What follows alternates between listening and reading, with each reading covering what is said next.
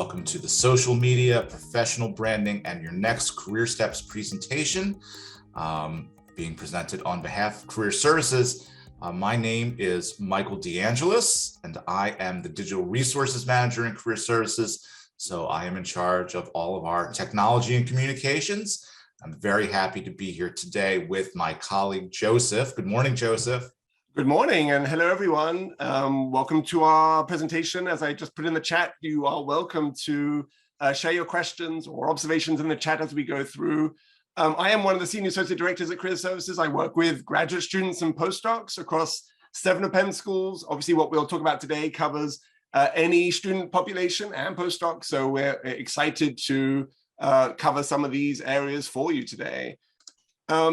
In terms of what we'll cover, we're going to be moving at fairly high speed here to fit this in. So you do have your 10-minute breaks at the end, but we are going to talk about social media as a sort of a genre of experience and communication that can be important to your career development. And as part of that process, we're going to touch on the different steps that you can leverage when it comes to your social media engagement. We'll be providing examples from LinkedIn and Twitter as a sort of ways to sort of illustrate the way you can do that, but obviously what we are going to be talking about can be applied to multiple types of social media platforms, obviously, which are growing exponentially in the world around us. But what we'll do is try to give you good examples of what you can be doing on social media moving forward. Now, obviously, social media has expanded to encompass everything and engulf everything and be part of everything. And so there's nothing that we can do as humans that can't be shared and photoed and blogged about and videoed and chatted about and so forth.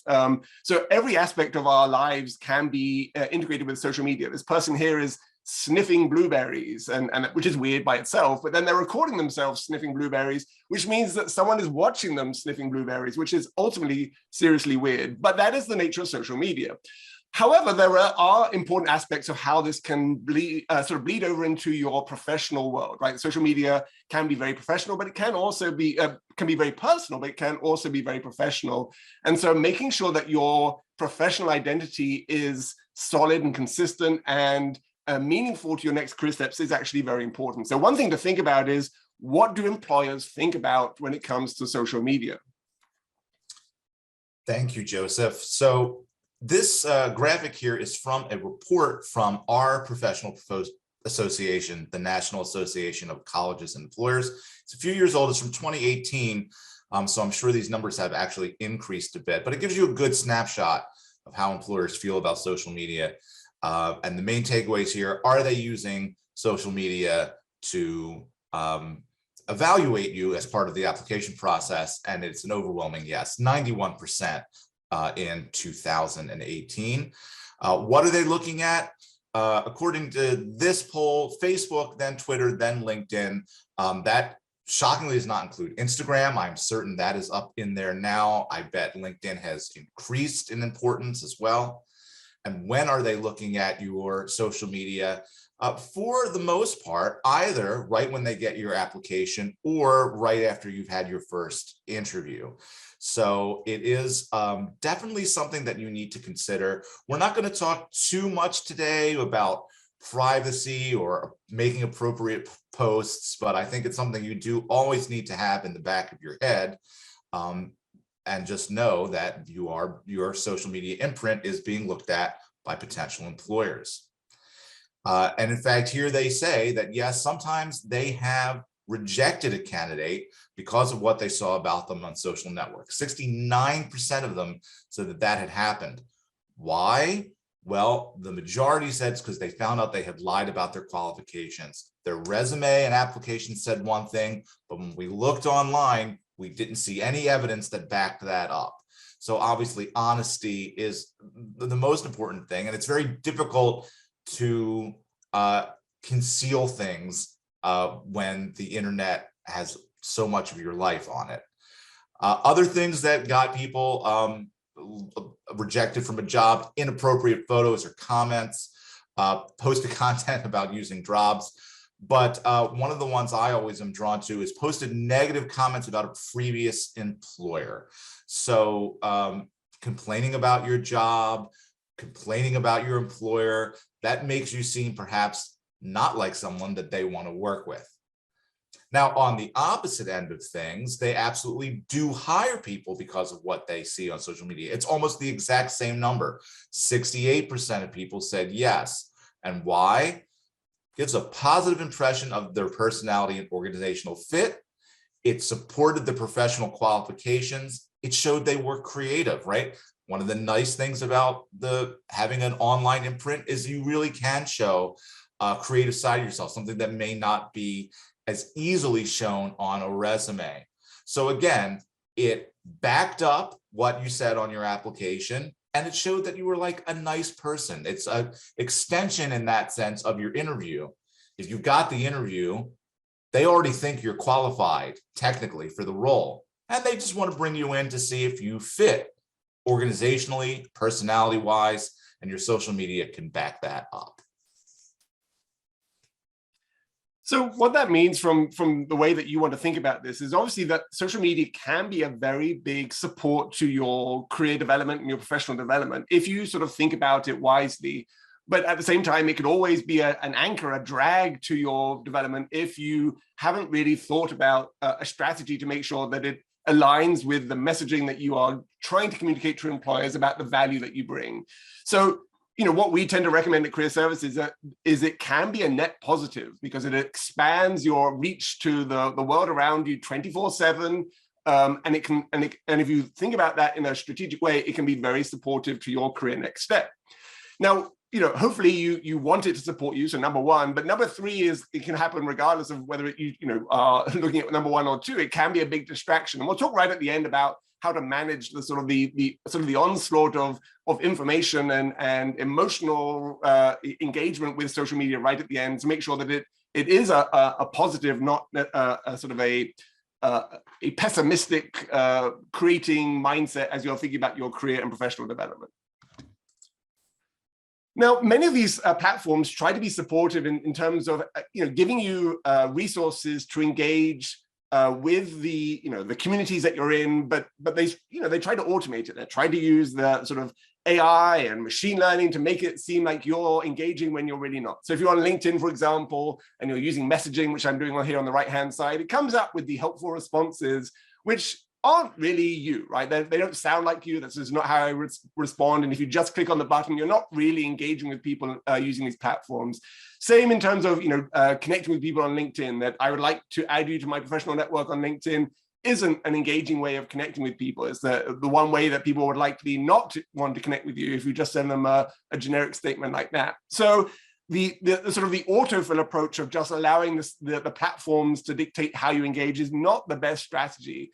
We all need a social media strategy and a philosophy to a certain extent, right? The philosophy is about how much you want to engage with social media, and you don't have to engage. We're not promoting that you have to, spend all of your time doing this, but you have to understand what level you want to engage and with what tools you want to engage as you're doing that.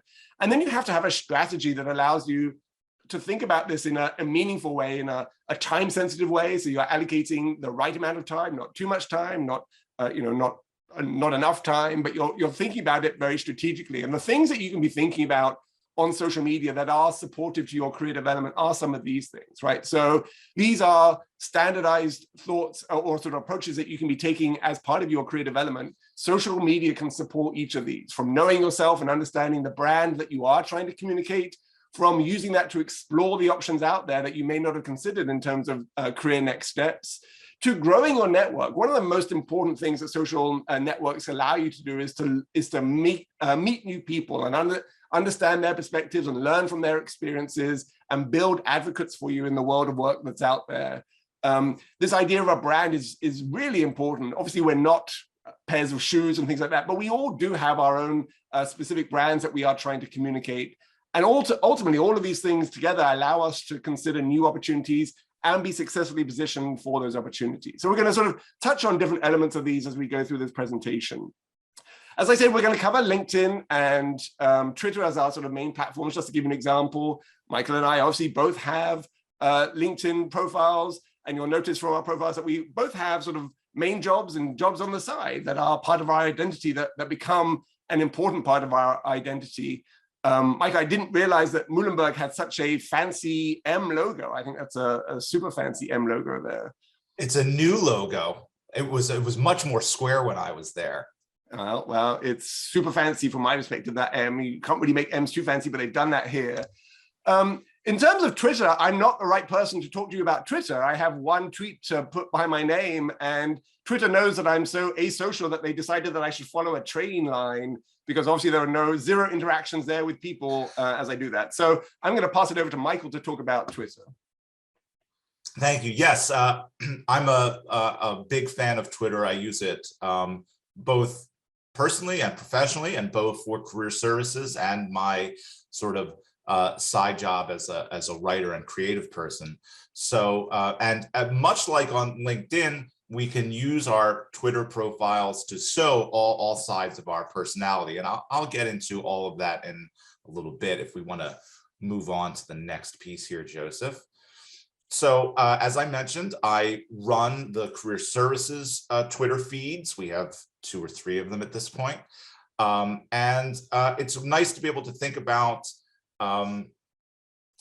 professional Twitter accounts. So following employers that you might be interested in, following the Career Center and other career targeted Twitter accounts that can help you on your career journey.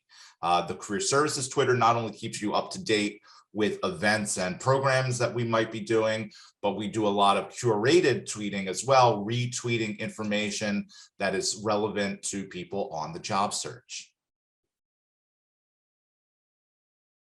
So as I mentioned earlier on, sort of the knowing yourself part of the career development process is really important. It's the foundation for how you want to talk about yourself. It's the foundation for identifying next steps, career opportunities, and employers that fit with your skills, your experiences, your values.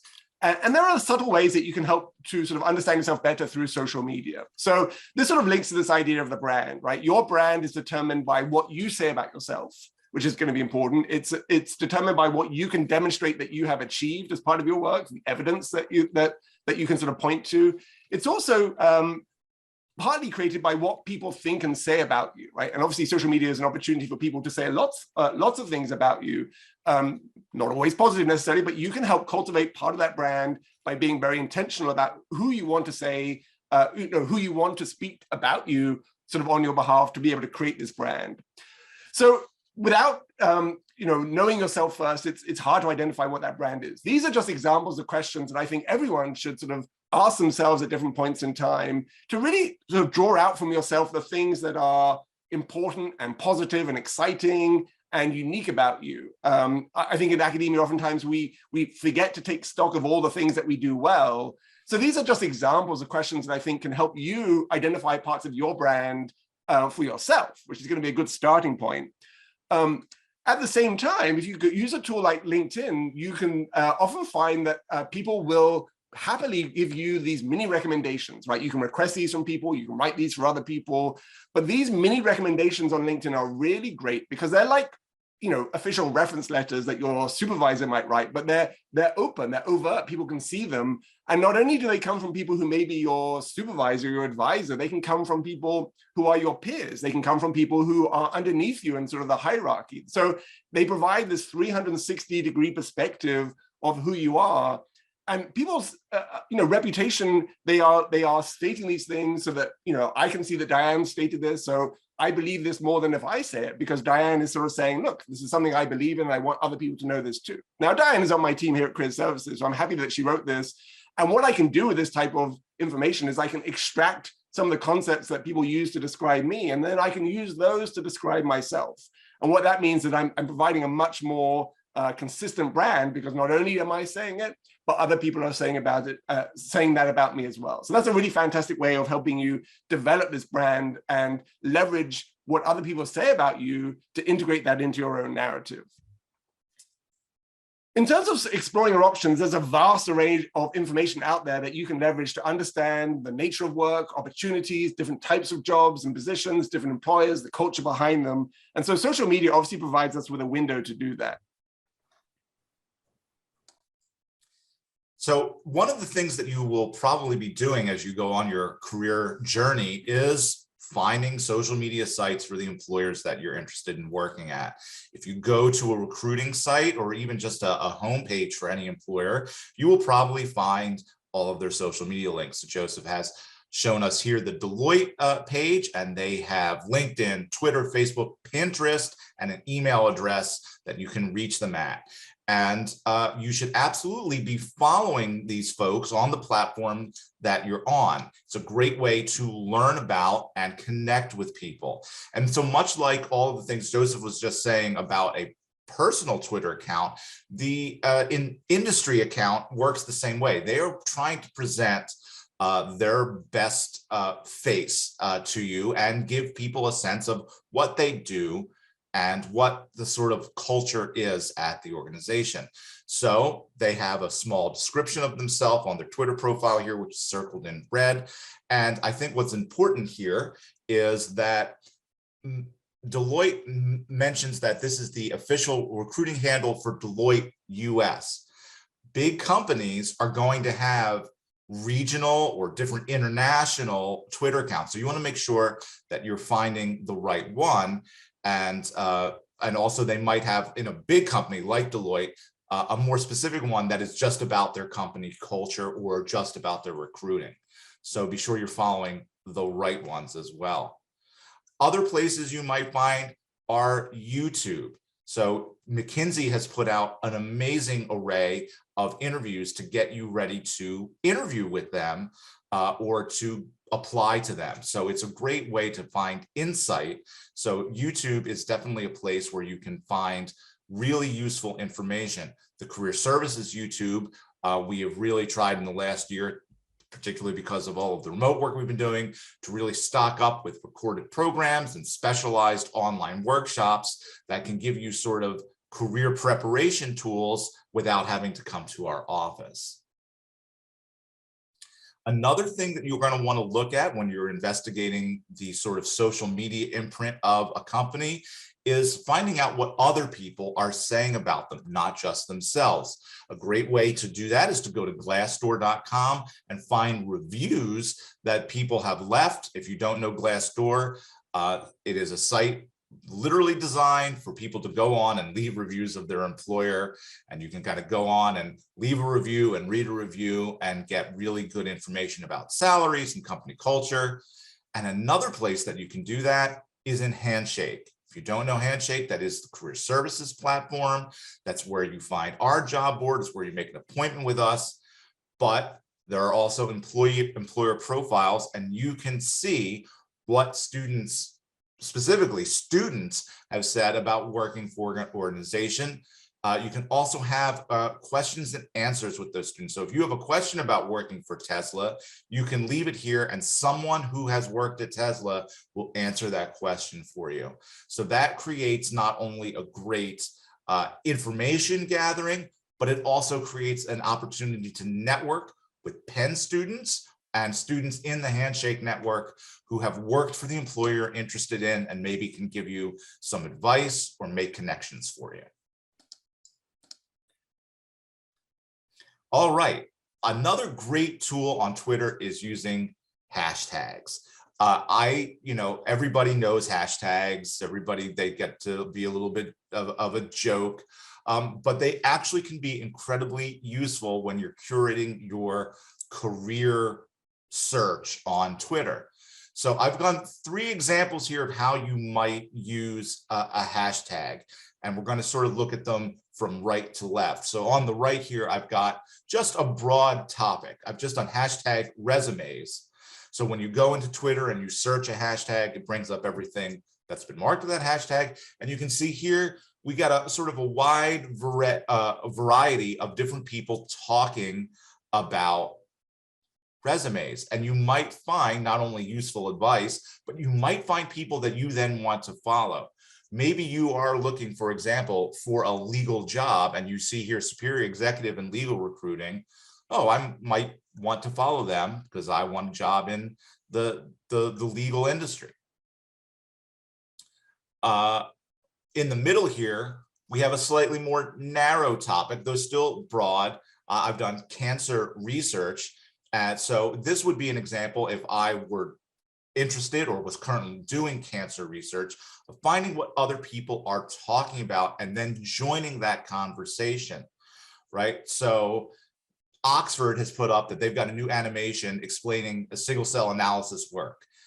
You might be able to respond to that and say, I'm doing some single cell analysis work here at Penn. This is really interesting. Here's some of the things I found. And you generate conversation that way, and you make connections, right? Oxford might think your research is really exciting and retweet you, and then you're going to get some eyes on your work. So it's a great way to get into the conversation and see what people are talking about. That's also information that you could bring to an interview. You could go and say, you know, I saw this wonderful animation that Oxford did about single cell animation, and it really made me think about this. So it helps you be informed and seem well informed in an interview. And then finally, hashtags that are specifically about sort of raising the profile of people on the job search. Here I've done hashtag WGA staffing boost. So this is the Writers Guild of America. This is people that write TV shows and movies. And the staffing boost is specifically for people looking for jobs in television. This started as a very casual hashtag that some writers started, to the point that you can see it now actually has its own Twitter account. It became such a thing that they created an official staffing boost Twitter account. So right away, you're going to want to follow that. But then you can see here, you know, people are actually putting jobs out there. So Tracy here is looking for a female person of color who writes dramedy or comedy, because they are looking to connect them with someone who wants to represent them. So that's amazing. This is like an instant job board. And in a career like television writing, where you're not going to be applying through Handshake or Indeed or anything like that, it's about making connections. Using this hashtag is going to be an amazing door opener. LinkedIn has something that's sort of similar, obviously. When you go to an employer on LinkedIn, you can follow them. There's a box at the top that says follow. What that does, it means that anything that organization posts on its LinkedIn feed gets shunted to your feed. So when you open up LinkedIn, you're more likely to see posts from organizations that you're following, which is great because they're sharing information that you may find interesting, that you might find relevant to your job search, that in terms of them hiring, that you might find interesting enough to leverage when you're networking with people, or again, when you're interviewing with people, when someone says, you know, why do you want to work here? And you can say, well, you know, I've been following you on LinkedIn and it's amazing the work that you're doing, and I really enjoy this, and this is what I can bring. So these elements can provide a really easy way, low time intensive way to gain knowledge about organizations, about the work that they're doing, about the skills that they value, about the people that work there as well. So again, on the right-hand side here, you know, they have the life category under different employers, and you can, for the large employers, you'll get a snapshot of who they are and who they're interested in engaging with. And that can be really helpful as part of your exploration as you think about your next steps. If you follow organizations, that becomes part of your narrative too, right? So if I can go to anyone's LinkedIn profile and I can go to their interests and I can see who they follow. And that's going to be important, because if you are applying for a job in a field and I happen to look at your LinkedIn, you know, a certain career field, and I look at your LinkedIn profile and you're not following any companies or engaging with any companies from that particular field, then I might wonder if you're really interested in this field at all, right? You know, what is the evidence that says you're excited about working in this particular industry or career field? But if you're following that employer that you're applying to and similar employers, it's going to show me that you've done a little bit of the legwork and have been proactive to understand the nature of the industry and who the players are in that industry. So it's a very small, subtle aspect, but it can be important as part of the brand that you're creating. So as you're engaging with employers on social media, here are some of the things that I think, you know, you can be taking away from them. You can be listening to the stories that you hear people use to talk about their time working at an employer, because those stories will help you figure out what stories you can tell about yourself in your cover letter, in your resumes to a certain extent, but especially in your interviewing for jobs that you may be applying for, or internships that you may be applying for. By listening to people talk about what they do in their role, you can hear the language that they can use. That's language that you'll need to use to describe what you've been doing to make it more relevant to those employers. You can also understand the culture of the organization. What do people enjoy at these organizations? What gives them excitement and energy? Are those things that will also give you energy in terms of, you know, making sure that you're choosing the right next step for you? And potentially you can actually make connections and start relationships and build professional relationships with people that can be helpful for you as you progress through your time at Penn and beyond. So lots of, I think, key takeaways that you can glean from engaging with employers on social media. And it doesn't have to be directly active, right? This is a post, and I'm going to share all the links at the end so that you can take a look at some of these things if you want to. Any of the resources that we mentioned, I'm going to put in those links as well. But there's a lot of passive networking that can happen. Following employers, sharing posts that they put out there. It doesn't take a lot of time, but it does allow you to sort of be connected to them and to be part of the conversation, even if you're not actually starting the conversation or do anything, or leading the conversation. You can still gain some of the benefit from doing so. Obviously, social networks are about networking, and so expanding your network is a key goal and a key benefit of engaging on social media. So much like on LinkedIn, it is important to follow and have followers. For many of the same reasons Joseph just talked about. So we'll go through this very quickly. But on a given Twitter profile, you can see the number of accounts that someone is following. So here we're looking at Cornell. They're following 607 different accounts, and they're followed by 340,000 different accounts. And then under that, you can see some of the followers that you share. So between Penn Career Services and Cornell, we have 63 similar or shared followers. Now, what's important about this is that you can click on any of these things and get that list. So if we click, then here we can see on the left here, this is your shared followers.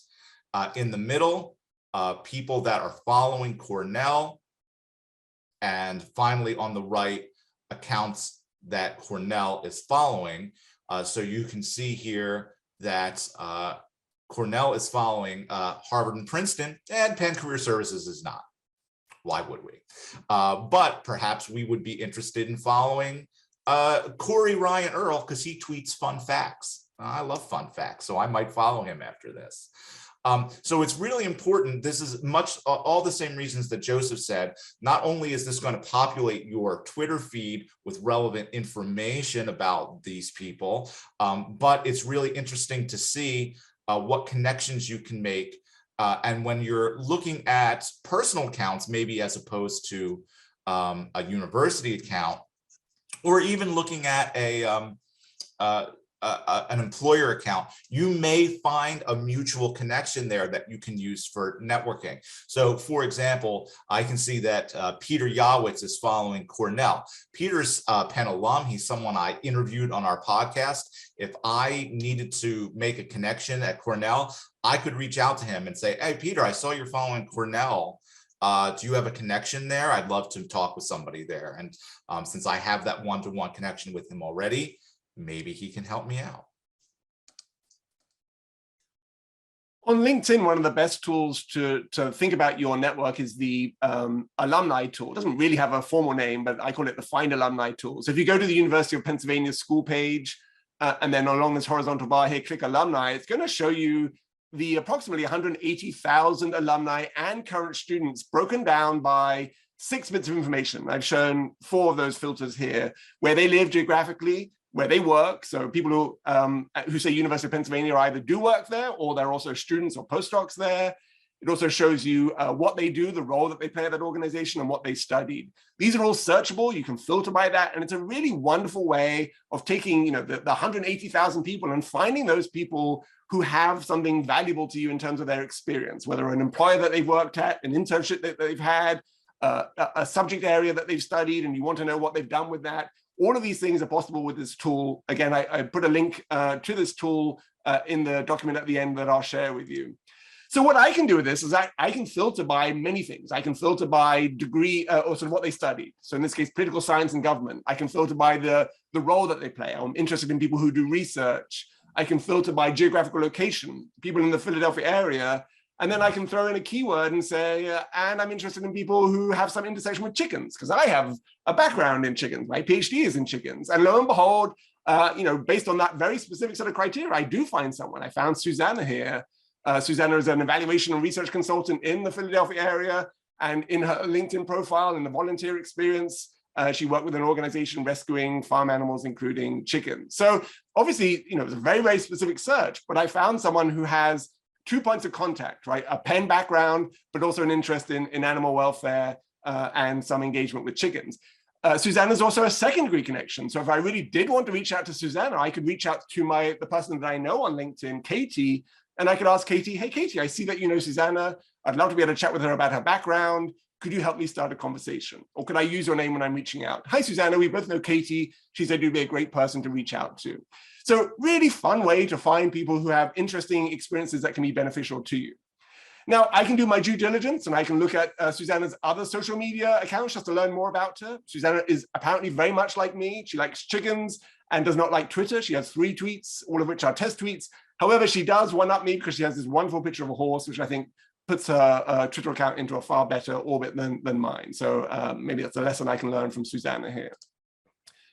Now, there's the Alumni Tool on LinkedIn. There are also the employer version of this, right? So if you go to Google or any employer, for example, you can then see the people tab, which is very much the same, except for instead of where they work, it's where they studied. So it's looking backwards, but you can search through by all of the same criteria. So you can find recruiters by using the HR or human resources job role. You can find people with a background similar to yours or an interest similar to yours. So a really wonderful way of exploring people and growing your network, or at least starting to grow your network by finding people that you could reach out to and begin a conversation with. Let's skip over now to sort of this idea of the virtual brand, because this is a sort of a key part of your social media. It's how you come across to other people, what they take away from you, what they think about you, what you want to think about yourself. Lots of things to be thinking about there. And one of the things to be aware of is to try in your own mind to say, what do you want people to know about you, right? If they come and read your LinkedIn profile, or they look at your social media channels, or they look at your resume, what are the 2 or 3 main takeaways that you would want them to have? What would you want them to be able to go home at the end of the day and talk to their partner and say, hey, I saw this person's profile. They're really exciting because X, right? So what are those takeaways? Because if you don't really know what your takeaways are, then it'll be very hard for people who don't know you to come away with any clear takeaways. So really do think about what that looks from your perspective, what that looks like from your perspective. So I wanted to share an example of what I think is a really effective Twitter profile. This is a colleague of mine, Sarah. She's a writer, and she really makes excellent use of her Twitter profile box, which is much smaller with a much shorter character limit than what you can put onto LinkedIn. So each of her professional endeavors has its own separate Twitter account, which is linked here. So she makes the Right Now podcast and the Girl in Space podcast. Those accounts are both linked to. She uses the About Me area to put a link to her Ko-fi site, which is a monetary site where you can leave her some encouraging donations, in addition to having her professional website in the actual link box, which you can see down there with the chain.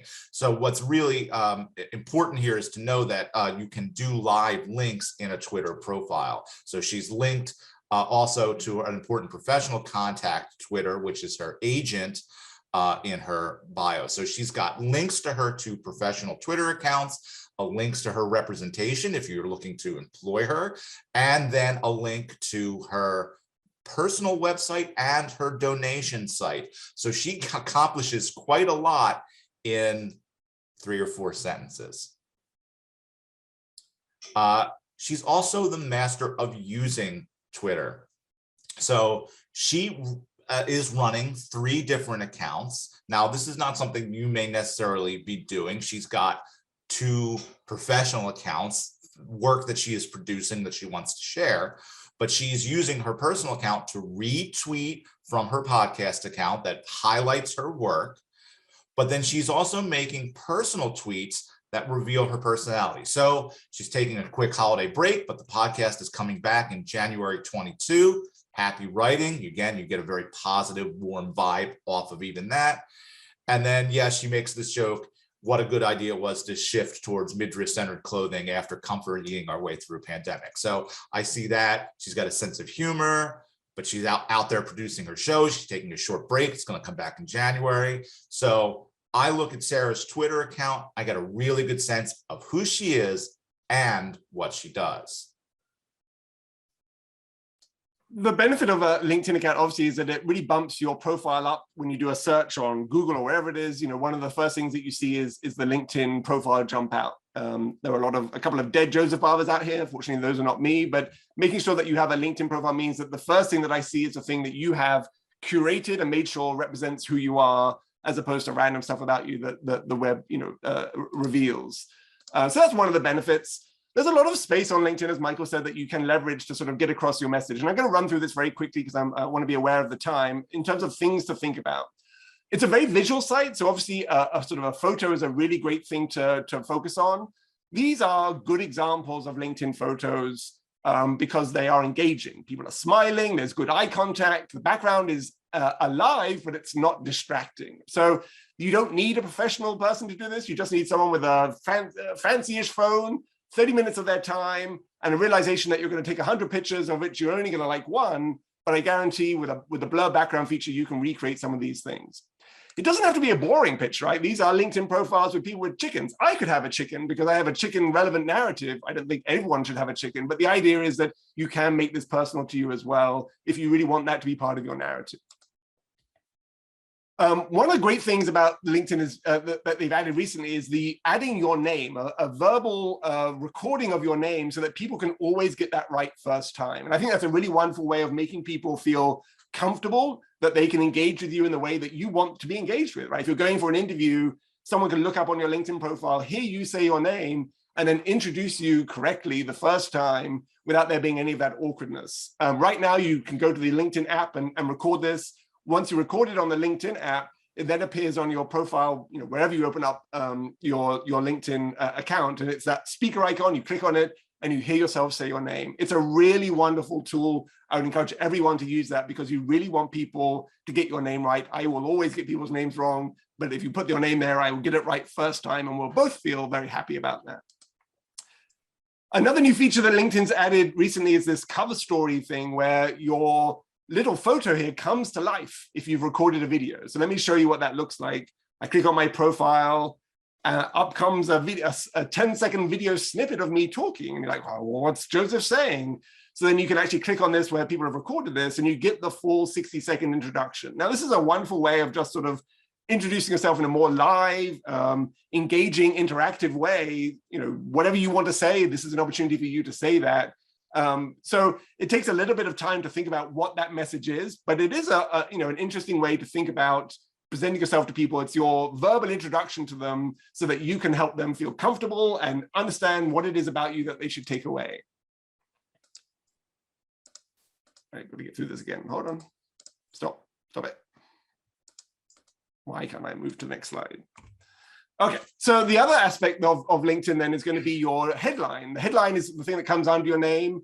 This is where you want to sort of think about the main takeaways that you want people to walk away with, right? So if you don't have the video, which you certainly don't need, this is where people are going to understand who you are.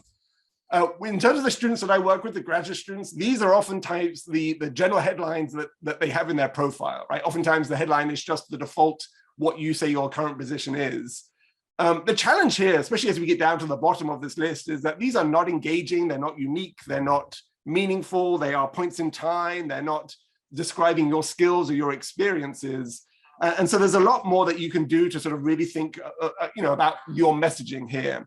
So these are examples then of more engaging headlines, people who have identified the sort of the main takeaways that resonate with them, their themes, and have integrated that into their narrative. So you can get a sense from Michael's one right at the bottom. He works at Career Services, but he's more than Career Services, right? The writer directed by night, the mystery of writing, right, Michael?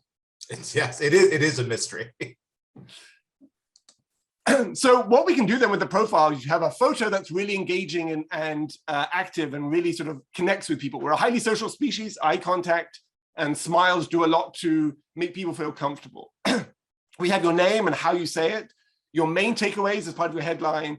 Then there's the about section. And this is a harder section to cover at top speed today, but this is where you can make yourself make sense to your primary audiences, right? You get to sort of talk about yourself and help people understand who you are and what it is that you can bring to a particular role. And obviously, I can sort of narrow down a few best practices related to this.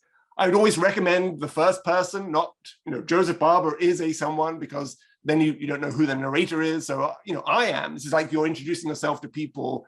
I'd always think about who your preferred audience is and then sort of write your about towards that audience, but make it welcoming to all audiences, but, really narrate it for the primary audience that you'd like to connect with.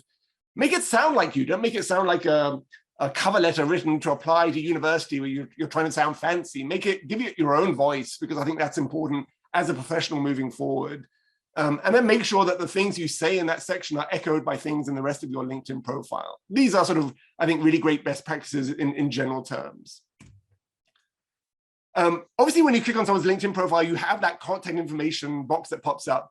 You only really see this with your first degree connections. That's one of the benefits of the first degree connection, is that you get to see people's email and other social media platforms here. So Sabrina reached out to me with a connection. She's in the field of animal welfare in general terms. I said yes to her. We're connected, we're first degree connections. I then went to see more about her by looking at her website and her Twitter. And what I found was that those things had gone a little bit defunct, right? She obviously started them a while back, but hasn't been updating those.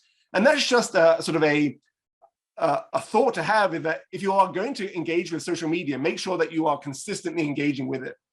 Don't start something, don't get excited about writing a blog, write one blog post and then don't do anything else, because that will sort of linger out there as a sort of an illustration of how you're not active or engaging on social media. So keep in mind what that looks like. As we wrap up for today, one of the things I want to talk about are some of the trends that are, in the social media sphere as it relates to careers and professional development. And so something that came up recently, especially with TikTok's prevalence in our world right now, was TikTok did this pilot approach for TikTok resumes, which to some extent sounds somewhat terrible, but is obviously representative of the video culture that we exist in. It's very generational, as it were. So they did this, and people could create their TikTok resumes, and these were shared with employers in different ways. Now, this may or may not take off as a platform, but if you look at job postings right now, you will see that employers are asking for video resumes, right? So each of these are a sort of client or customer-facing jobs out here: customer success manager, sales representative, director of marketing. They all wanted some element of a video resume. And so this is going to be a trend moving forward that obviously you can come to Career Services. We can talk about ways of doing that, but don't be surprised if you're interested in these types of roles that you will need to create something that is sort of a more engaging version of your written resume that really pulls from some of the things that we've been talking about from a branding perspective and from a social media perspective. Again, I'll share another post that I wrote about video resumes just to give you a little bit more information on that as we get to the end. But importantly, I think one of the things to talk about is not using social media. Michael, thoughts on when that's going to be important? Yes, absolutely. So we had a question at the beginning of this session. What if I don't have a social media account? Is that going to be a negative? Or what if I have sort of an account, but there's nothing there? I think Joseph showed the sort of pros and cons of that. Definitely, if you have accounts, but they're not active, you probably don't want to be advertising them. And for all of the pros that we talk about with social media, I absolutely understand how overwhelming it can be. And we've all started to hear the concept of doom scrolling, just sort of seeing the onslaught of terrible things that people are talking about or that are happening in the world. And it's all in this feed. And I just want to use my feed for my job search. And it's very overwhelming. Anytime you feel that, you need to just step away. I actually have adopted some tools that help me filter that out and get my Twitter account to just do what I want it to do. So if you do a quick Google search, there are multiple tools out there that allow you to turn off the trending features, filter out certain topics that you don't want to see. I found that just by turning off the trending and blocking sort of the news little pop-up that comes up, then I'm just getting the information from the people that I'm following. And those people are mostly talking about career services, or they're talking about podcasting. And now someone might post something, political or about news because it's something that they've tweeted, but I'm not getting that onslaught of it in my otherwise safe space Twitter zone. So I really encourage, if that's something that you're worried about or you find overwhelming, look for those tools and help turn your Twitter into just a curated thing where you're only getting the information that you need. And don't be afraid to step away, and don't feel like you have to be on LinkedIn and Twitter all day, every day to advance your career, because you don't, unless, of course, you're looking for a social media job. So all of these things that I mentioned at the beginning that you can do on social media, you can do without social media. You just have to use it strategically. So I just want to make sure that you can see that there are different paths to the same goals, as it were. As a sort of a conclusion to this all, commit to a manageable number of things that suit your needs and suit your goals and suit your strategy. Don't get overwhelmed by it, but think about who your primary audience you'd like that primary audience to be, who you're trying to speak to in terms of your career identity and your professional identity. And be thoughtful about cultivating a brand or a narrative that speaks to that population in general terms. If you want to take a quick picture of this QR code, that will take you to the list of links that I've covered for the topics, the different resources and tools that we covered today, and a few different posts and blog posts on some of the topics that we've covered today, if you're interested in that. I'll keep this QR code on the next slide as well. This is going to be recorded. We'll be sharing this on the Penn Career Services YouTube channel, where you can see a lot of the resources that we have and videos that have covered LinkedIn and other aspects of the job search process. We hope you've enjoyed the session today. If anyone has any last quick questions in the chat, now's your time to do that. But I know we've hit our sort of 10:50 mark. Exactly. Right on time. There you go. So do enjoy the rest of your training and the summit that you're having. Do get a break, cup of tea, cup of coffee. Do disconnect and take a walk outside. It's chilly and cold out there.